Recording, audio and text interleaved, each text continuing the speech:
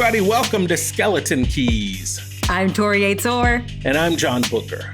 And together we're going to try to unlock the mysteries of mythology and history in pop culture. Today we're going back to the future, Torri. We're talking about Afrofuturism. I love this topic. I love it so much. And I'm going to just acknowledge right up front out of the gate, I am a guest at this picnic. I am a guest in this house. I will not put my feet up on the coffee table. I will not spill my drink on the rug. I will be a polite guest in this house because Afrofuturism clearly not designed for white people, for the entertainment of white people, although many of us do enjoy and appreciate what comes from Afrofuturism. Now I hand the mic to you, Torri. Well, you say that you're just a guest, but the person who came up with the term Afrofuturism is a white male. What? By the name of Mark Derry in his essay, Black to the Future. Well, he loves a good pun. You know, Torri, I'm not 100% shocked because there is just thousands of years of history of Black people inventing something and white people coming along and putting terms to it that make it marketable and commercial and then making bajillions of dollars off of it. So I'm not exactly shocked that a white person came up with that term, but I'm not as interested in what white people have thought about Afrofuturism. I'm far more interested in what gestated in the cultural psyche that produced this. What's really interesting is that the term Afrofuturism came about in the 1990s. But if you look back at history, Afrofuturism has been a part of the African and African American culture you can go as far back as Egypt and Nubia and being in connection with astrology. This is a long history of being connected to the stars and to the planets. You can even go as far as one of our most esteemed scholars, W.E.B. Du Bois, wrote a sci-fi story called Comet. This is a part of our culture. Yeah. And I think a big part of it, too, is an attraction to sci-fi or the future is it allows us to create a reality that is not based in our current circumstances. Say more about that. That's an interesting observation. That's kind of always why I think if you do Afrofuturism, you can create a future where you're not having to live within society that's racist or society that tells you that you can't do anything. And so I think there's always been a draw to what could we create if we didn't have boundaries? I think that's for everyone, but especially for Black people, a lot of times for African Americans, because W.E.B. Du Bois himself talked about double consciousness of being American and African. And so I think it's almost a sense of being alien in your own culture. Wow. I love that you brought up the connection to stars and sun and moon, these very mythological motifs. I'm reminded, as we begin to open up this topic of Afrofuturism, I'm reminded of West African mythology in particular with Nana Baluku, or sometimes known as Nana Baruku or Nana Buku, the different names that she's given. But Nana Baluku, for those who are unfamiliar with her from the West African myths, she's the female supreme being. She is God, and she is the most influential god in the entire Parthenon of West African mythology. She is worshipped and discussed in a number of different ethnic groups. The Fon people, for example, are very vocal about her, the Yoruba people. And while some don't worship Nana Baluku specifically, many do worship the gods originating from her. And depending on which myths that you want to take a look at, she gave birth to the moon spirit. She gave birth to the sun spirit and all of the universe. And she is adorned in a skirt that is made of stars. Very much if you see images that have been created of her, she reminds me of George Clinton in Parliament and Funkadelic, just with the outfits and the things that cover her eyes and the bright colors. I really have to believe that Nana Buluku's presence in mythology, it's to me an early expression of this same piece of the psyche, the cultural soup that produced Afrofuturism. 100%. I think, and we were talking earlier about the naming of Afrofuturism. I think there's inherently a sense, especially in Africa, of you don't have to name it. Yeah. It's just a connection to the stars. It's a connection to that. That doesn't necessarily need to be categorized, but we today love categorization, so it becomes Afrofuturism. But I think it's a deep respect for the stars and a deep respect for what we don't know. Yeah. Well, and it also, I believe, it's a prophetic vision of the future of what I believe personally will be something that we as a culture see, and that is a brand new appreciation for the wisdom and thinking and the technology of people from African nations, which, we're talking about Afrofuturism. We do want to certainly acknowledge that when we talk about Africa, we're talking about a multitude of nations. There's not just one African culture, but so many cultures within Africa. And yet Afrofuturism is a uniting of that philosophy or that thinking that exists in many of these African nations that has produced some of our greatest technology. I feel like, and tell me what you think about this, Torri, we often fail to acknowledge that Egypt is on the continent of Africa, and Egyptians gave us some of the technology that we still use to this day. And somehow I think we so wrongly have looked at Africa as somewhere that is technologically backward or behind the rest of the world. And I don't think that's a fair characterization. I completely agree with you. I think Egypt has always been separated from Africa. It's always seen as the exception, or it's always leaned on that Egypt was conquered by Greeks and Romans. It's always leaned on that. But in terms of, I think Africa as a continent has been underestimated. It is one of the most abundant of natural resources is off of the African continent. And then I think it would be stupid of us to not realize the effect that colonization has on a continent to build those resources, to build that tech industry. That's difficult to do when you're being colonized by bigger countries. Right.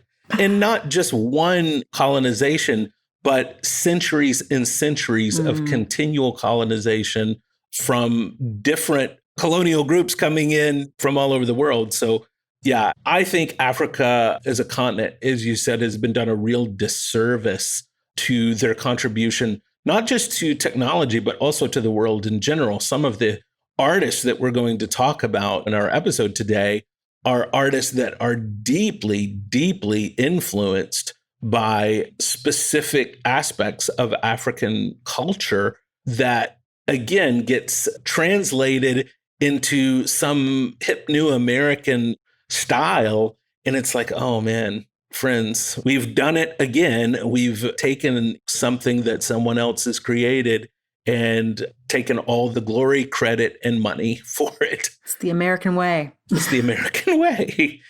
Because I'm feeling personally so embarrassed about how much that has occurred. Maybe it's a good time to pop a skeleton out of the closet here, Torri. I think it might be time. It may be time. Every episode, we like to bring you a skeleton from our own closet that is something we may not necessarily be proud of, but we are just human beings having these discussions. We all make mistakes, and we hopefully are trying to live our best lives and be our best selves. But I'm going to tell you a brief story of a time when I did not live my best life and when I was not my best self. Torri, I have long, long been a fan of African culture. And one of my initial introductions to African culture came through a 1990s hip hop group called X-Clan. And X-Clan, they just had the most amazing, dope music. And I loved them. And a fair amount of their music was about the evils of white people. And so I was very careful where I listened to it in my little East Texas town, because surrounded by racism, this was not a popular musical choice. But I even loved more than listening to the music, watching the music videos and watching the costumes that X-Clan would wear and the outfits. And there was this great movement in 90s hip hop where rappers began wearing African medallions.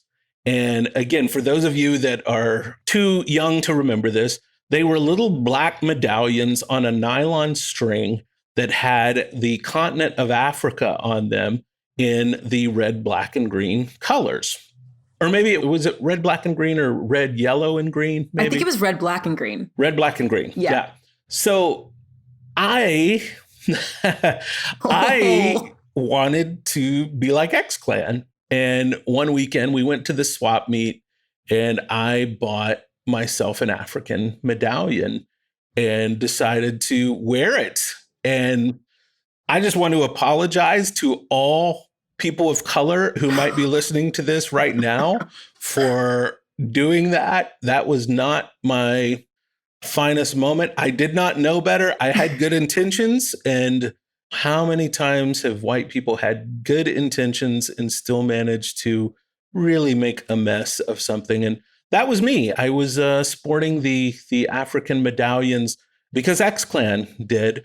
I didn't know anything about Africa. I didn't know anything about what those medallions meant. I didn't know anything really at all. And it's a skeleton from my closet I'm not proud of. I can only be thankful that this was not an age that we carried around cameras in our pockets like we do now, because to my knowledge, no photographic evidence exists of this. And for that, I thank our creator, because that would be really embarrassing. But again, I kind of need those pictures. Like I need them. No. Deepest apologies to all my Black friends and family. But I have to own it. I did it. How did it go over in Texas? Not well, Torri. Not well. Let me just tell you, walking down the middle of the Broadway Square Mall with everyone else wearing cowboy hats, Wranglers, and Justin Roper boots, seeing a chunky little white kid wearing an African medallion, it was sort of like seeing a circus clown walk right down through the middle of the mall. That was very much the reaction that I received. And it was the wrong reaction in that circumstance for those people. But in the general scope of the universe, it was the appropriate and right reaction because, again, I was a mess. I think you're being too hard on yourself. Well, I respect the movement. Okay, well, I learned to respect the movement. And I will say, X-Clan taught me so much about apartheid, and it taught me so much about what was happening in Africa that it did cause me later, in my teen years to dig much deeper into the topics and subjects they were talking about. And it ended up being something that was very instrumental for me. And most importantly, X-Clan taught me about appropriation and not appropriating someone else's culture. And that, I think, is the lesson to be learned in this story, is you can admire, you can appreciate, but the line must be drawn at appropriation. At Africa medallions. Yeah. Yes. How about you, Torri? Did you bring something? Did you bring a skeleton for us?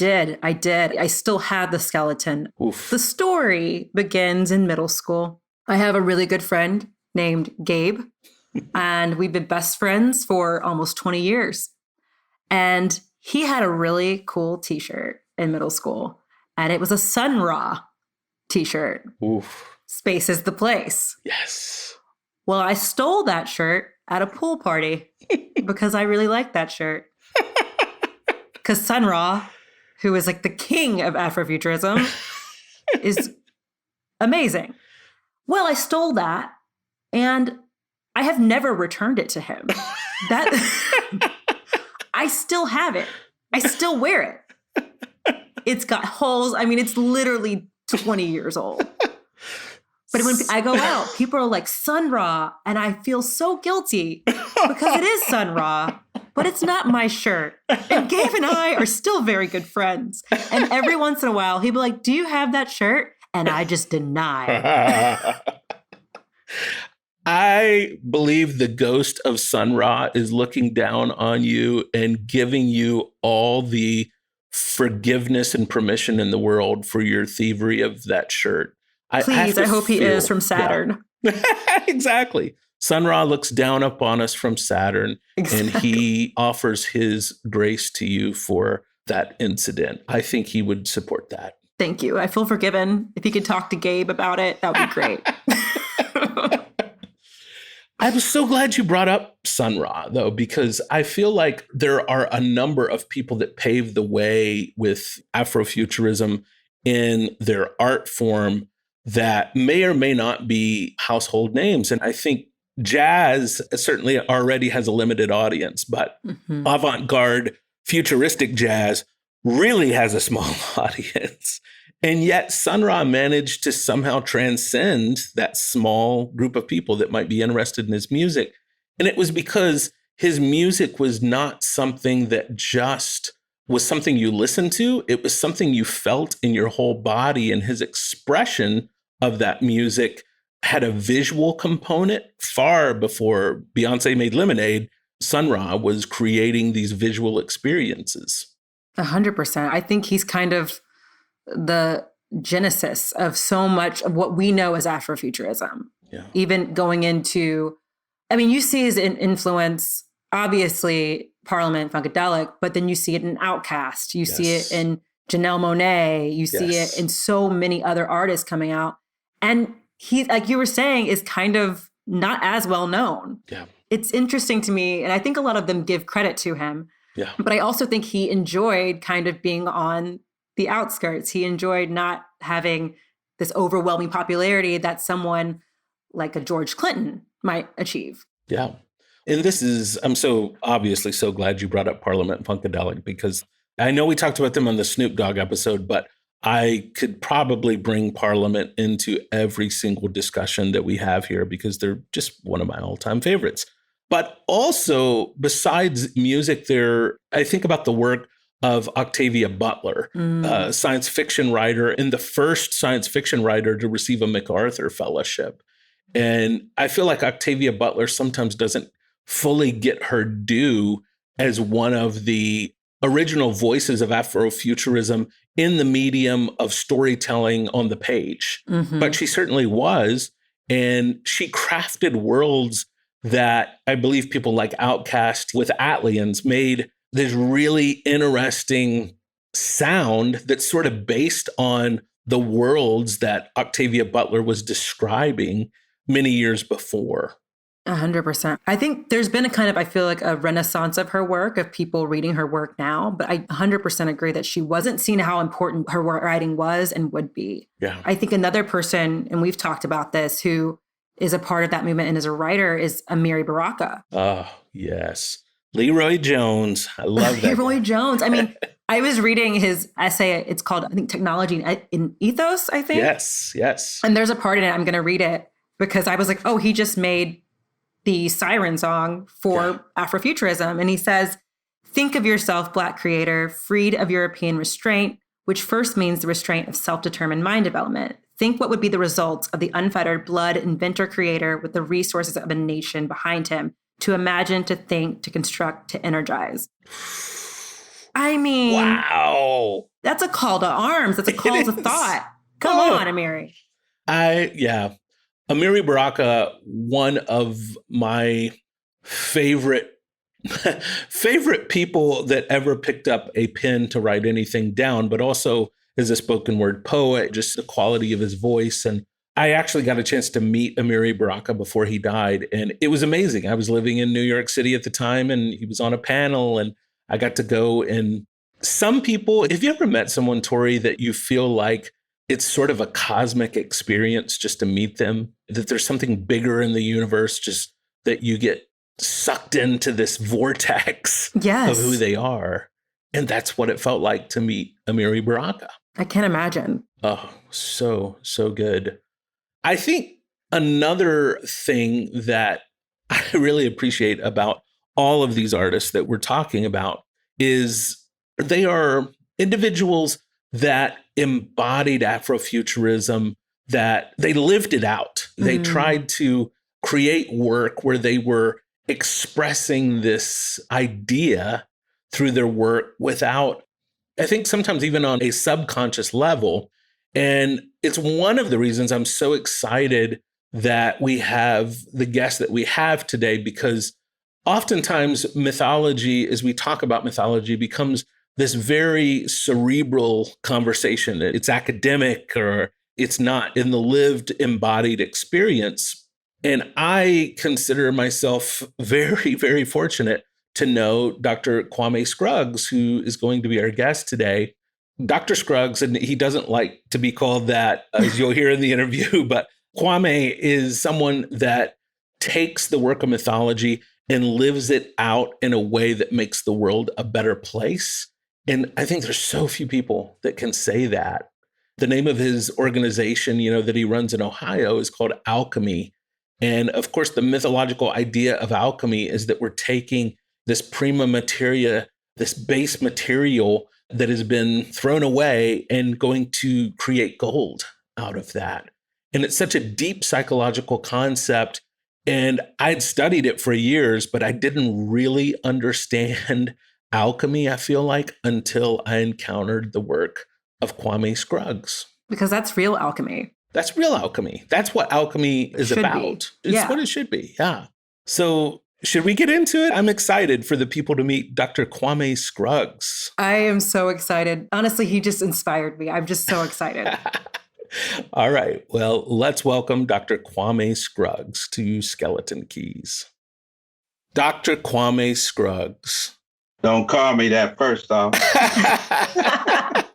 Remind me to tell you why, man. Well, tell me why. You were somebody who worked long and hard to get a PhD in mythology. Why? This is just me. Wow. You never know who's listening. This is a generalization. As Black folks, man, we are already separated enough. And I just remember a couple of times being introduced to a couple older Black people who had PhDs. And I said, how you doing? I'm going to use different names. How you doing, Mr. Jones? They said, Dr. Jones.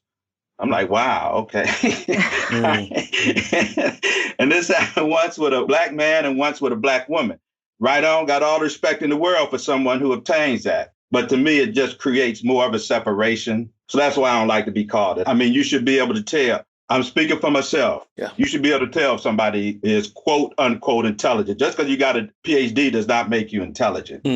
So that's why I don't like being called that, man. Because it just separates us, man, to me, in my opinion. I love that. Now, with that said, when I use it, when I have to sign letters, to get grants and that kind of thing, I use it then. Yeah. I love that. I don't typically use doctor either because I feel the same way. I feel like it causes people to engage with you differently. Yeah. And that's not what any of this is about. So. Yeah, man. Yeah, it raises expectations. And then I use a lot of quotes. They say admiration is a very short-lived quality which immediately decays upon growing familiar with its object. Okay? So the better you get to know somebody, the least you like them. Yeah. So yeah, man, it raises expectations. That's another reason I don't want to use it. Well, our episode today is about Afrofuturism. And Kwame, when we first began to talk about this, you brought up people and concepts that I had never heard of. And I am so anxious to hear you connect the dots, specifically about self-determination. You mentioned when you and I were talking about these things, the mixture of Afrocentricity from the mid-1960s, and then it became more relevant in the 1970s by Dr. Asante. I just want to open the floor for you to sort of reflect a bit on, as someone who grew up during that time and who was working in this culture during that time, tell us a little bit about those ideas. All right. And the reason why I had to look it up, because I didn't know what you were talking about. Okay. What is Afrofuturism? I had never heard of it. And so then you said I probably knew more about it. So anyway, man, I just Googled it. And said it basically is coming from the 70s, the late 60s and 70s with Maulana Karenga, Malifa Asante, when they started Afrocentricity and just making Africa as the center. All right. Because basically I'm 62 years old, born in 58. Remind me to get to my earliest images of childhood. Remind me to get back to that. All right. But during that period, man, the 60s and 70s, wow, the 60s, growing up in the 60s, being a child. But the Afrocentricity really hit almost, for me, around the 80s, but really about the 90s when I got through with school, okay? Because I was working full time and going to school in the evening. So it took me 15 years to graduate. My girlfriend at the time, we dated 8 years before we got married, and we got married 20 years. But she kept telling me that I should get involved with these people in the community. And I told her I don't have time because I'm working during the day, going to school in the evening. But then once I finished school, I started working with people in the community. And that's how I got introduced really into Afrocentricity. My Sabrina's her name, man. I remember in the hallway, I was like 30 years old. It's not funny, but she handed me the autobiography of Malcolm X in the hallway, our hallway of our apartment. And she's told me, she said, for what you're into, you should read this. Man, I had only read one book my entire life, man. When I was 18 years old, my first class, we read 1984 by George Orwell. My first book ever read. I think the second book I ever read, but my parents gave to me, There Is a Place You Are Not Alone. So when I read Malcolm X, autobiography of Malcolm X, when I was young, everything I was told about Malcolm X was negative. I was 7 years old when he was assassinated. When I read Malcolm X, I'm like, wow, Malcolm X wasn't a bad dude. I mean, he wasn't negative like they portrayed. And I said, if they lied to me, they lied to me about other things. They lied to me about this, they lied to me about other things. So then I started reading our history, okay, which led me to reading The Miseducation of the Negro by Carter G. Woodson, written in 1932 or 33, which led me to the psychology of Blacks, understanding the psychology of Blacks. But that's how the whole Afrocentricity thing started. But let me go back to my earliest images of childhood. I was 3 or 4 years old, so 1961, 62. We'll say 3, man, a black and white TV. I remember sitting in the living room and seeing back then, the colored people walk down the street, and I'm seeing them being beaten, man, with the water hoses and the dogs and the police, man. And I see the white people on the side yelling, and I'm like, all they doing is walking down the street. And nobody's explaining this to me because, parents, they don't want you to be all wrapped up in that. You're only 3 or 4 years old, so you're trying to put it all together. And I realized it's because of the color of their skin. And then all the images I saw on TV back then, we were butlers, slaves, clowns. So everything I saw, man, about being black was negative. So I internalized that I was less than due to the color of my skin. So that's why I just read Malcolm X and all the everything, the Afrocentricity was just so important. So I could be re-educated, man, because we've been systematically taught to hate ourselves, man. I know that's a long answer to your question, but I don't even know if I answered your question. It's a beautiful answer. It's a beautiful answer. And I think it's important to understand this part of your background in order for us to understand where your work has went and the work that you're doing now. You are someone who became interested and educated in matters of mythology and Jung and Campbell, and you've brought that into your work now with your organization Alchemy, which obviously is a very mythological concept. First of all, why the name Alchemy for your work now? Let me go back. Wow, brother, man, things happening today. I got introduced, going back to the whole black thing, okay, man, feeling everything about black, man, just negative.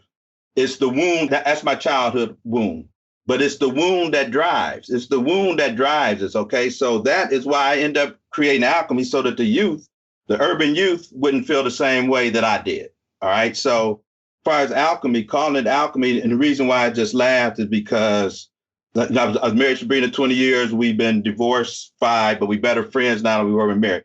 She texted me today because she's reading this book, Laws of the Spirit, and she came across the word alchemy. And so she asked me today, was that why I named the group Alchemy? Because this book she's reading. I was like, no, I'm named it because I was reading Jung.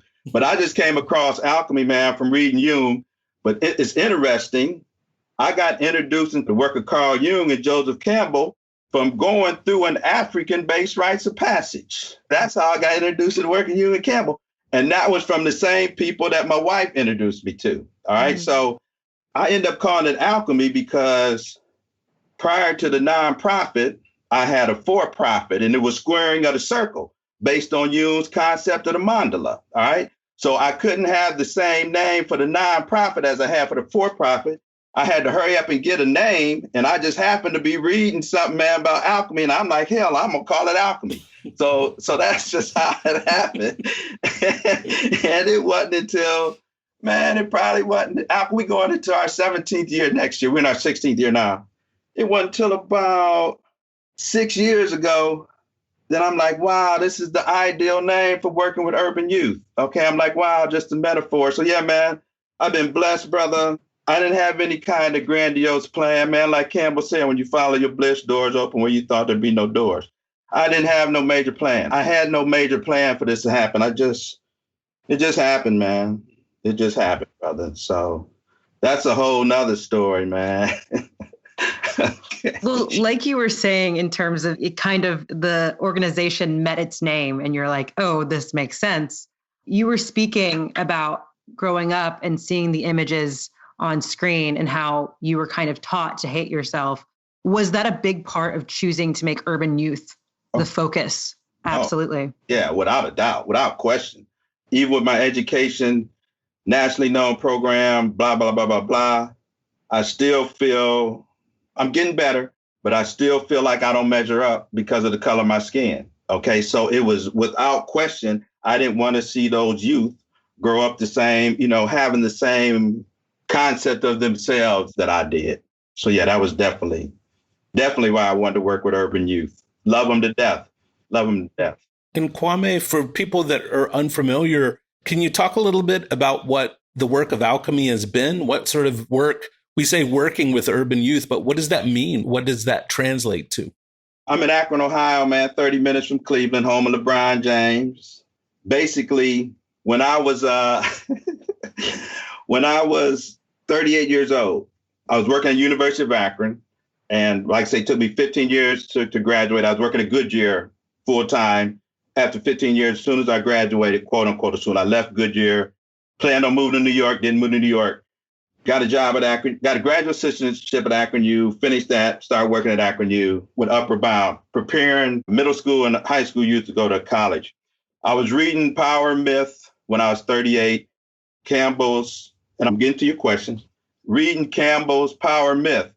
And he said, when you follow your bliss, doors open where you thought there'd be no doors, man. I remember staring out my window saying, what is my bliss? What is it that I want to do? Not what can I do? And my exact words were, I want to play my drum and tell mythological stories. And that was from reading Michael Meade, okay? And the internet had just come out, blah, blah, blah. I couldn't find a school. Later on, found Pacifica. So I was running groups using myth with adults and youth at Akron U. Left Akron U after 5 years, and I got contracts in the charter schools running groups, working with high school dropouts in Akron and Cleveland. Then I was getting my contracts through these brothers, and I'm like, man, all they doing is getting the contracts. I'm the one doing all the work. So then that's when I said I'll start Alchemy. Well, what happened was I was a caseworker, and I was just going to the schools doing attendance and tardies. And I asked Carla Chapman, who's our board chair now, I asked her, could I start running groups? So I started running groups in this one school, Perkins Middle School. It was the worst school in middle school in Akron.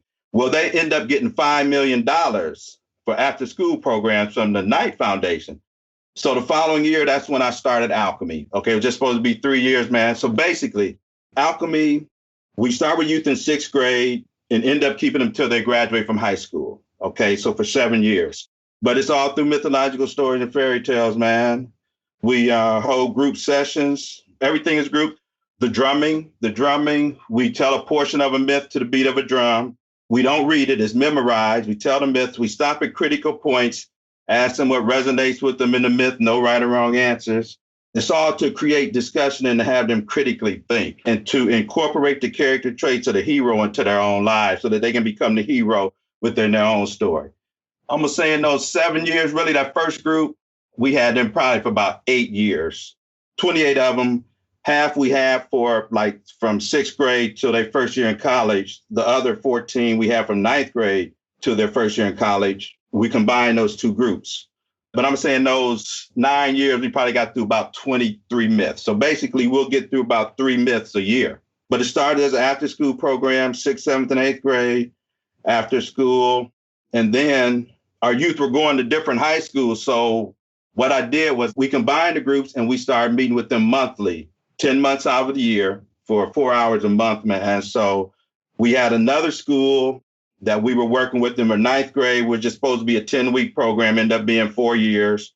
The first group, 28 of them 26 out of 28 graduated on time, 24 to 26 went to college. Presently, they're like 26, 27, 13 of them had their bachelor's degrees. We got 3 with master's degrees, 3 other in grad school right now, one getting an MBA, a dual MBA and law degree. Man, and we got the second core group. It's incredible. Core group who are now, they're like 20 years old, that we started with them in 6th grade. I'm gonna say about 6 of them went to college. And then right now, our third group, they are 11th graders. I'm gonna say probably about, I'm gonna say about 10 out of the 20 will probably go to college, man. So we've worked with 80 from 6th grade, like 6th grade to 12, but we've worked with over 1,700 in the Akron, Cleveland area over the 16 years, man. Wow. And I just have to ask, in working with these kids and seeing the successes that you've had, why has storytelling and myth been the vehicle that you've used? Thank you for asking. When I was at Akron U with Upper Bound, one of my jobs was like counseling. And it was like, I was primarily counseling Black males, and it was pulling teeth, getting them to talk. And then when I read Mead's book, Men in the Water Life, I read this book 4.5 times. I've given this book to over 170. Hold on. Kwame is going to bring a skeleton key to everybody, a key. Yeah. Read this book over 4.5 times. I've given this book to over 175 people. Oh my gosh, you guys are not seeing this, but it's incredible. Okay. So, and I keep 8 of them on my shelf because I had a dream one time when I was trying to go to Pacific. I had 8 of them on my shelf at Akron U. So I keep 8 on my shelf. But anyway, it was from reading Michael Mead's book. He would tell a myth and he gave his interpretation of the myth. First 2 myths deal with the father-son relationship. Next 2 deal with the mother-son relationship. Then you got one dealing with initiation through desire, one with initiation through sorrow. And it just helped me to understand so much about my life. And I was just, because it removes you from the situation, all right? And it allows you to look at the situation objectively. Because generally speaking, if you tell somebody they're doing something wrong, it's natural to become defensive. If you tell them through a myth, they look at it objectively. So that's why I started using myth, because of Michael Mead. So yeah, I owe Michael the world. He's been to Akron 5 times to work with our youth. We'll put his book in the show notes for this episode also. That's incredible. So that's why I started using myth, man. It's a ticket. And while I've got 2 anecdotal stories, okay, they told me myth was a ticket. I was working with the high school dropouts in Cleveland, Akron and Cleveland. And in Akron, it was like my last week, and we were doing the Water of Life. And in the Water of Life, this boy is crying. These high school dropouts, now these boys with tough demeanor, okay? They took it upon themselves to go around that circle and talk about the last time they cried. And I remember sitting, I'm like, wow, this myth is the ticket.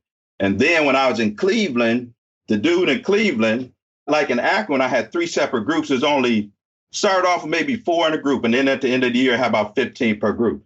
In Cleveland, I had 3 groups. This dude was trying to get his money's worth. So I would have like 33 youth at a time by myself. And at this time, Cleveland was like ranked the poorest city in the country. And so I had these dudes for an hour and a half, 33 of them. I can't get nothing done with 33 dudes, okay? High school dropouts in Cleveland.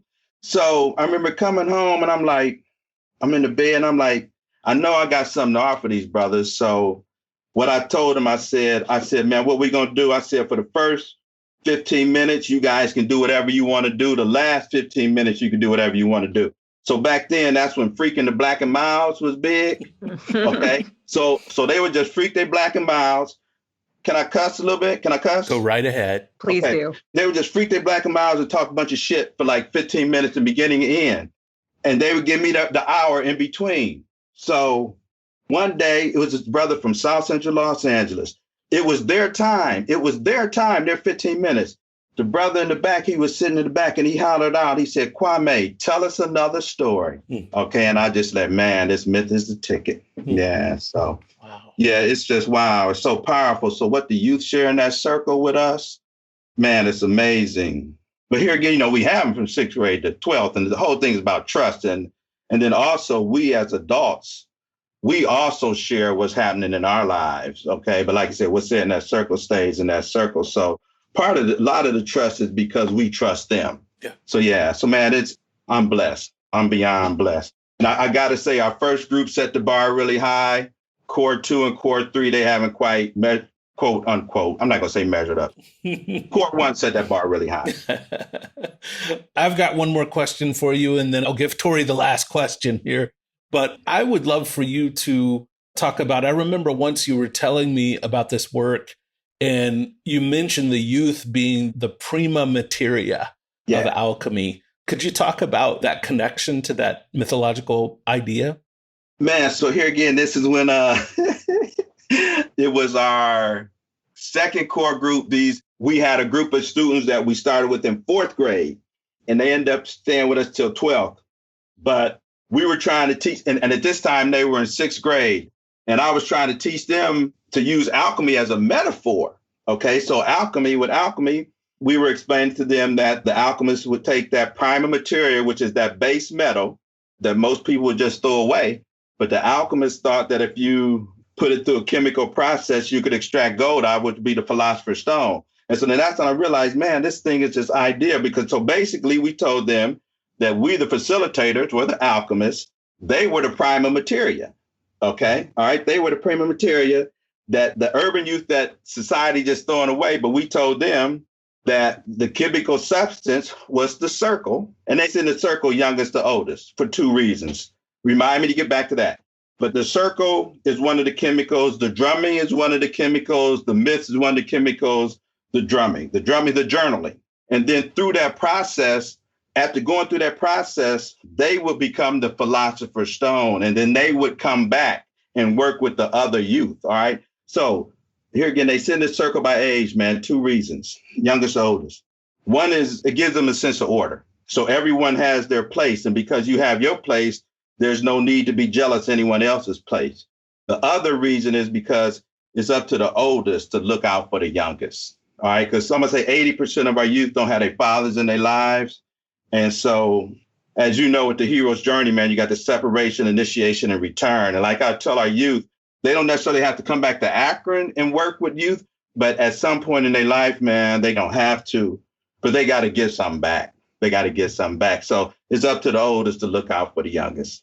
Yeah. So the prime material is just them being the substance that society throws away. But our belief that if we take them through that process, we can extract gold out of them. So there you go. Beautiful. That's incredible. I think when we've talked about Afrofuturism, it's almost a way for Black people to create our own myths moving forward, using our past and then being able to create our future in a paradigm that is not dependent on the status quo, that is not dependent on our relation to other people.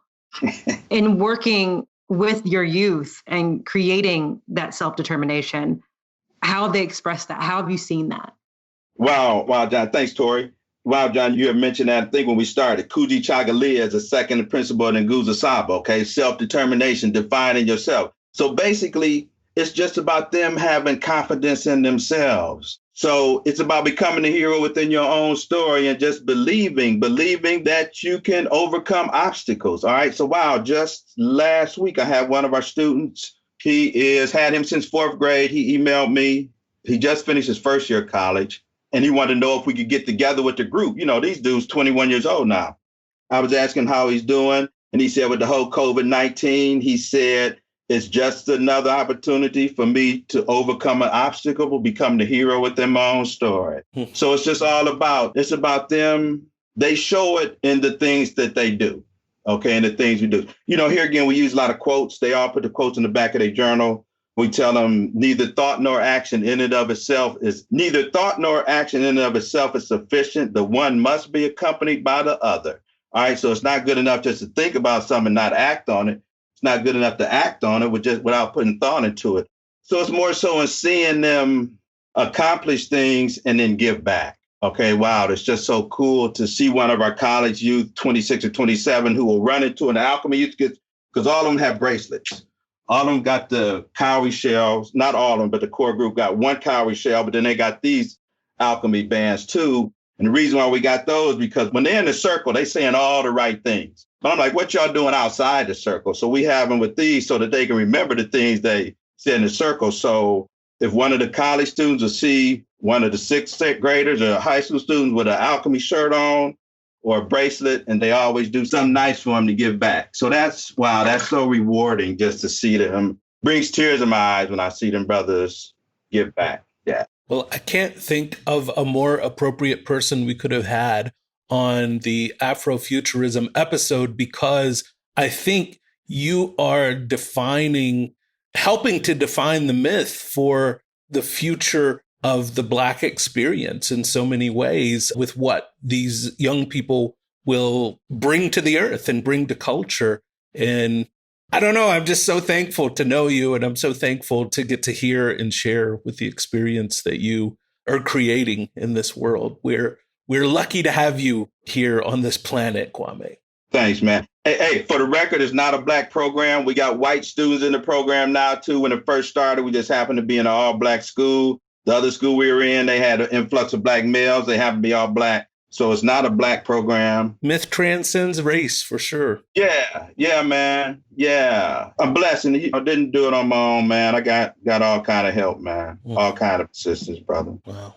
Well, thank you for taking time to do this today. Thank you, guys. It was so lovely meeting you. All right. So, hey, John, looking forward to hanging out with you, brother. Wow. I know I say this every time we come back from a guest interview, but wow, I feel like the world is a better place because Kwame Scruggs is in it. Oh, gosh. The children that are going to be affected by his work. Yeah. I wish I could go back that age and hear those stories in those formative years. Yeah. How useful would that have been? Oh, that would have saved me so much strife. Yeah. Well, and some people are just living this thing out in a way that they become an embodied resource for other people. I think they don't even realize sometimes how they've become an embodied resource, but I feel like Dr. Scruggs is an embodied resource for so many people, present company included in that. 100%. Speaking of resources, we every of the times, we bring a skeleton key, a key to the audience, something that we have been into lately or something that we've discovered recently that has really made an impact on us and been really important. And Torri, what sort of a key have you brought for us today? Well, when I knew we were going to do Afrofuturism, I knew about it from just like the culture, growing up with it. Like Atomic Dog was one of the first songs I ever heard. But so I wanted to do some more research, and I found the book Afrofuturism, The World of Black Sci-Fi and Fantasy Culture by Ytasha Womack. And y'all, this woman lives Afrofuturism, but then presents the information in a way that is so engaging and so wide. It helps to show you how widespread Afrofuturism goes. So if you guys can pick that up, like I said, it's so well written. It's such an easy read. Get it. I've just put it in my Amazon cart while you and I are recording this show. I cannot wait to read that. That sounds amazing. I don't mean to sound like a broken record, but I'm going to recommend a record from someone we've talked about a fair amount on this podcast. And Sun Ra is just such a fascinating artist. And if you're interested in what I consider some of his most mythic work, he did an album in the late 60s called Cosmic Tones for Mental Therapy. And this album, it's out there, but it's out there in a way that invites us out there. I'm reminded, as I say that, about a quote that George Clinton once made a statement about Sun Ra. He said, "Oh, Sun Ra, that guy is out to lunch and we eat at the same places." And so I feel like that about this. This album is out there. It's out there where I'm at. And so I love to find artists that were creating something so futuristic, something so far outside the norm, especially during this period in the late 60s when so much racial strife is happening in the world at that period. When, of course, when is racial strife not happening in the world? We never seem to learn our lesson. But this period in particular in history was so interesting. And Sun Ra's album at this time just seems to provide a cosmic lens for what's happening in the world at that time. And I can't recommend it enough. I think it's a fascinating, it's not something to like listen to as you're driving down the freeway on your way home. This is something that you fix yourself a drink, you turn up the fan, you sit in your most comfortable chair, you get your headphones, you put them on, you light a few candles, you turn the lights down low, and you play this very loud. That is the experience that I believe Sun Ra was aiming for with this album, to help transmit you to another place, which is what myth does. Sun Ra's music to me is myth set to music. And I think he knew that. He built himself into a myth. Yeah, I completely agree. Speaking of building yourself into a myth, we have been building this podcast, and it is through your help, friends and neighbors. We so deeply appreciate all of you that have been supporting this podcast. And if you like what you're hearing, we would love it if you would go out to Apple Music, leave us a review, rate us highly. This is how other people find the podcast, is by your word of mouth. But Torri, there are even other ways that people can connect with us. If somebody wants to, how in the world could someone connect with us? We are always available from land, sea, sky, and stars. You can get a hold of us through email at skeletonkeyspodcast@gmail.com, or you can follow us on the socials at Skeleton Keys Pod on Twitter and Instagram. You can also follow us personally. Mine is at Torri Yatesor on Twitter and Instagram.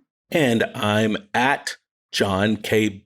Booker, Bucher on Twitter, and Telling a Better Story on Instagram. And we are so excited to be with you each month and present a new idea around mythology, history, and pop culture. Thanks for coming along for the ride. We'll see you next time. You've been listening to the Skeleton Keys podcast with Torri Yatesor and John Booker. Skeleton Keys is a production of Sideshow Media Group.